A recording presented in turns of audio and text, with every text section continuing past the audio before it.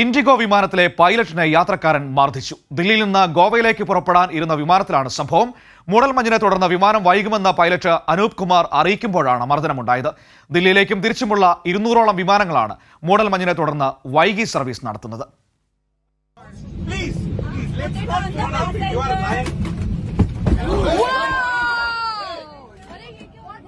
ദില്ലിയിൽ നിന്നും ഗോവയിലേക്കുള്ള ഇൻഡിഗോ വിമാനം 7 മണിക്കൂർ വൈകി പുറപ്പെടുമെന്ന് പൈലറ്റ് അറിയിച്ചതിനു പിന്നാലെയാണ് യാത്രക്കാരന്റെ മർദ്ദനം.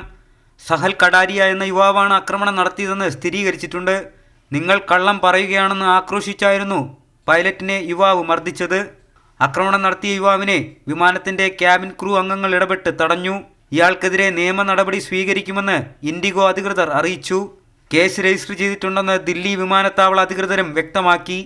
കഴിഞ്ഞ 2 ദിവസങ്ങളിലായി ദില്ലിയിൽ കനത്ത മൂടൽമഞ്ഞ് തുടരുകയാണ്. ഇത് വ്യോമഗതാഗതത്തെയും സാരമായി ബാധിച്ചിട്ടുണ്ട്. 200ഓളം വിമാനങ്ങൾ വൈകിയാണ് സർവീസ് മേഖലയിൽ നടത്തുന്നത്. കാഴ്ചപരിധി 0 മീറ്ററായി കുറഞ്ഞതാണ് സർവീസുകൾ തടസ്സപ്പെടാൻ കാരണം. യാത്ര പുറപ്പെടുന്നതിന് മുമ്പ് എല്ലാവരും വിമാന കമ്പനികളുമായി സമ്പർക്കം പുലർത്തണമെന്ന് അറിയിപ്പുമുണ്ട്. കൈരളി ന്യൂസ്, ദില്ലി.